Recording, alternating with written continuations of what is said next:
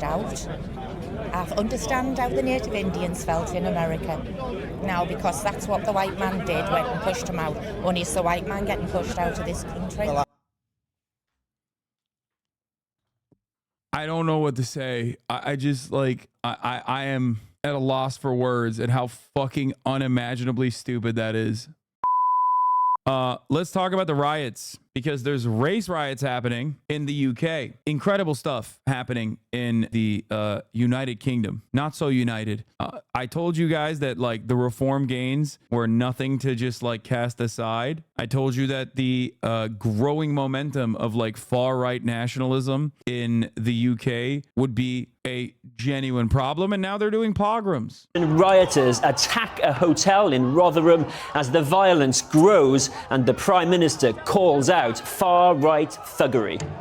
So for the record, it's really fucked up. Okay, I'm just gonna tell you exactly what's going on. I think a dude of Rwandan, is he Rwandan? Yeah, Rwandan background, but a British citizen that was born here. Okay, who comes from a Christian family. Yeah, he's also young, stabs someone, another kid, and every fucking psychopath automatically goes, oh, this is Muslims doing crimes. Basically, what ended up happening is, and that's a horrific, gruesome crime, by the way. He stabbed 13 children and adults, and 3 of the kids died. Basically, what ends up happening after this is the right turn around and go, oh, it's Muslims doing this. It's all immigrants doing this. And they just have instituted a mass pogrom over the course of the past week. And the media coverage on this has either been not at all, or specifically on the boundaries of like pro-British people protesting, like right-wing people protesting. I don't know. It's really fucked up. Anyway, let's continue.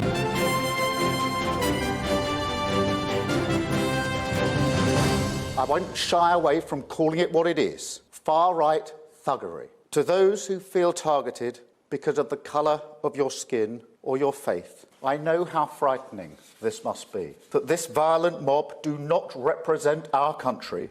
Yeah, BBC described the marauding mobs of Nazis stabbing brown and black people and burning hotels with migrant families in them as pro-British march, by the way. It's just, it is so fucking unhinged. And fence posts were thrown at police, who are continuing to deal with disorder outside the Holiday Inn Hotel.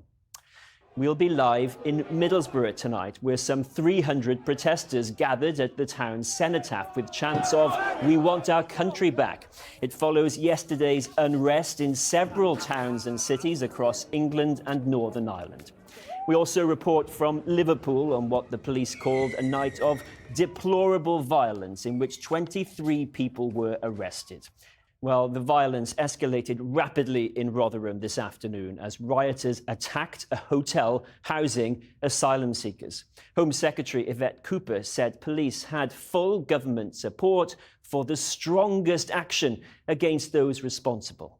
While in Middlesbrough, a crowd of around 300 people marched through the town centre, some attacking police, others smashing the windows of houses and cars. By the way, this shit was posted all over Facebook, by the way. English chuds thought it was a real image. In Birmingham, migrant crowds are waving swords live on TV. Where are the British police at the moment? They threatened to riot in Birmingham, a lot of South Asians and Muslims in front of like a hospital and shit. Yeah, so I don't even know how to describe it. It is just so fucking insane. Spoke to condemn the violence.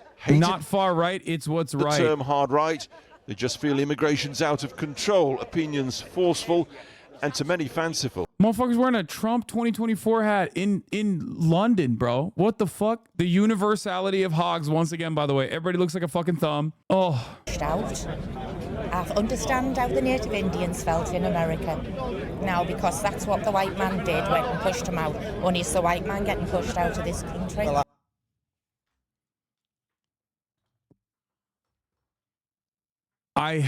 I don't know what to say. I just like, I am at a loss for words at how fucking unimaginably stupid that is. So first, this man let his flag do the talking. There's been a lot of aggro, there's been a lot of trouble. That can't be right. No, it isn't right. We're not condoning it, but people... Do you condemn it? I condemn it, but what I'm saying is people now are at boiling point. Bro, you're the people at the boiling point. Like, what are you saying? People, not me. I'm out here with a flag that says get them all out by force. then the march. Along the city's main Linthorpe Road, scuffles with riot police as one group tried to break the police cordon. They burned down like restaurants that they suspected of being owned by Muslims or Arabs. They've been like setting up security cordons in neighborhoods and shit to be like to not let certain people in. And so the familiar pattern unfolds. The crowd now swelled to close on 1,000 people or more. It's true, some abhor the violence, they condemn it, but hundreds are intent on having a fight. Yeah, this is Middlesboro asking if the drivers are white to let them through. If they're not, they're going nowhere. Like the amount of confidence these motherfuckers have to be able to do whatever they want in this regard is so crazy. Just like with January 6th, like they don't think that, well, they don't think at all, just like with January 6th, but they don't think that there's any repercussions for this kind of behavior. Like that's it. They just do not understand that like what they're doing is just completely unconscionable. And to a certain degree, they're getting away with it.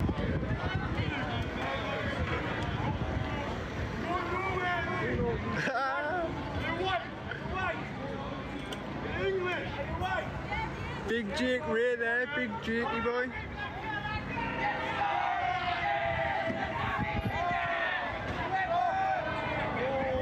Fucking hell.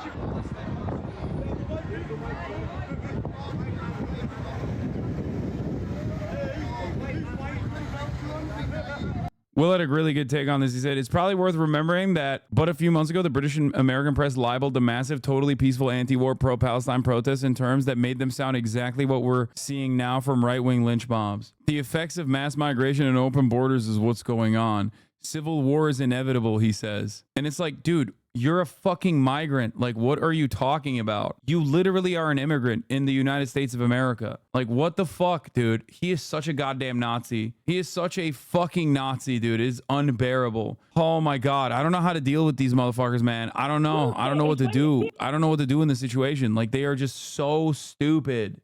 Not much comfort, perhaps, to hard-working people, though, with businesses and livelihoods wrecked.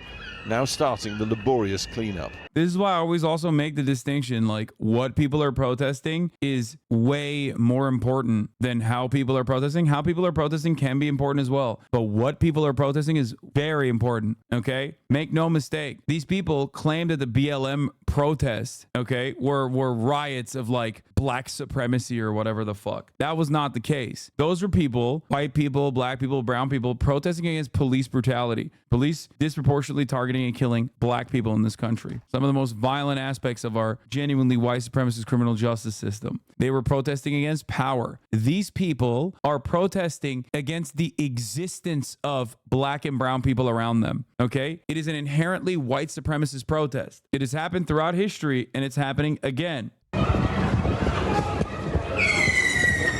bonfire of violence and chaos in Liverpool last night. Hundreds of troublemakers gathered in the Walton area of the city. Like, what are we talking about? They just like are actively trying to burn a mosque down. They're not troublemakers, bro. They're fucking Nazis. They are Nazis in the process of doing a hate crime. Bro, people go to synagogues where they are actively selling Palestinian stolen land, which is illegal, to protest outside of the sale, to protest the sale itself. And there's like a complete alarm about how unimaginably anti-Semitic of a hate crime it is. Okay? These motherfuckers in the middle of the night are going to try to light a mosque on fire. That is not rabble rousing. That's not troublemaking. That's called domestic terrorism. It's called white supremacist, anti-Islam, domestic terror. It is a hate crime that they are engaging in. It's not like a bit of a ruse. They're having a laugh, are they? Inside today, hard to imagine this place was called a Library of the Future when it reopened last year to help one of the country's most deprived communities. Now it's the community deprived of its services. Like, it's crazy.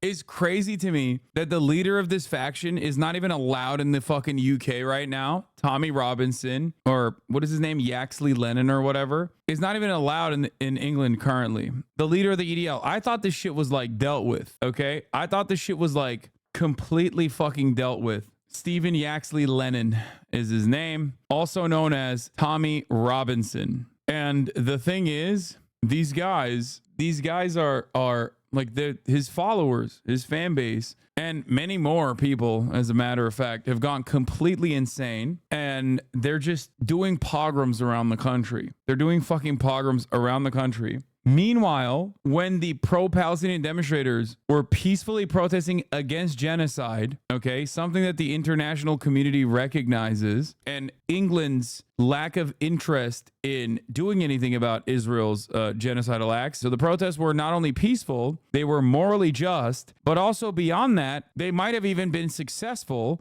All of that was covered as like the worst kind of anti-Semitism you've ever seen. These guys are running around trying to actively kill as many Muslims or as many Arabs as possible. Bro, there's no way you're talking about Israel again. If you think this is not a direct one-to-one situation here because of how white supremacy operates in the West, I don't know what to fucking tell you. Okay? They're trying to go after any and every brown person that they've seen. And the way that the media is covering it is like, oh, they're just like anti-immigrant protesters. Oh, they're activists. It's crazy. Yeah. The guy who's like leading the charge, the EDL, English Defense League, whatever the fuck it's called. He is also backed by literal pro-Israel groups. So no, the idea that this has nothing to do with Israel is also fucking stupid. Here he is in a fucking IDF shirt. Here's Tommy Robinson and co. posing with the Israeli army wearing IDF t-shirts. The far right in Israel and Britain don't look or behave that differently, do they? Yeah, they don't. Not only do they not behave differently, they're often directly funded by it. And also, there are literally fucking Israeli officials who are posting shit like this. Here's the Israeli occupation's deputy mayor of Jerusalem. Goodbye, England. Together we'll make this country yours. Thank you for being so weak. Maybe I should say he's like backed by the Russian government or something for a lot of you liberals to like actually calculate it in a way that matters. Because I know many people's brains short circuit when I say Israel. Many people who literally are constantly talking about like Russian involvement, Russian interference. Ooh, it seems like Russia is stoking the fires, which by the way, Russia might be. Why the fuck wouldn't you take advantage of a country at the midst of a collapse like this by pushing and pulling in ways that matter to genuinely push for some kind of like race riot? But Israel's doing that shit too.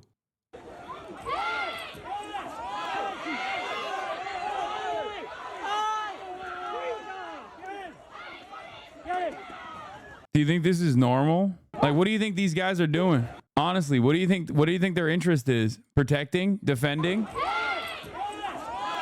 What do you think is happening here? Get his ass, dude. Fuck yeah. Here is Zara talking as a Muslim MP, talking about the UK race riots. Vivek Cooper and Rishi Sunak over the weekend have all said that... have they called it Islamophobic and racist? Why is that language important? These aren't trivial They've called it matters. racist. Have they called it racist? These are not trivial matters. We have to... No, I know. No, I'm so sorry. We do have to ask you questions as well. Absolutely. So if you want to answer the questions, you can, but you don't have to. So why is it important to you to use that specific word, Islamophobic? It's been called racist, it's been called thuggery. I think that's important because we are speaking to the Home Secretary and other politicians this morning. Why does that matter to you to use the word Islamophobic? In Stockport, a mosque was targeted, bricks were thrown out. The people who were in the mosque at that time, who were basically locked down in that mosque, said that they feared for their life. But they weren't able to get out. I'm just finishing the question. I did ask specifically about the word. If that's okay. I would also say that the role of the Labour Party, historically through New Labour, the controls on immigration, mugs, and also your article in The Guardian where you said the problem with Labour is that they have accepted too many Eastern European migrants. We have to look at all of this historically over at least 2-3 decades when we look at the role. I was totally right in that article. So the discussion around immigration, you don't see that playing a role in what we're seeing descend across the country. You don't think there's any complicity in that at all? I think if you fail to control and manage immigration properly, then things go wrong. He literally is like, I agree with the protesters. Like, what more can he say? Like, he doesn't understand it because in his mind, he agrees with the protesters, but he just can't admit it and also be a part of polite society. Because after all, he's of a higher class. Whereas the protesters in Northern England and whatnot are like in former labor strongholds. They're radicalized people who no longer have jobs. They're fucking shitty, okay? They're like lowborn. Whereas this man has been able to make it to Good Morning Britain.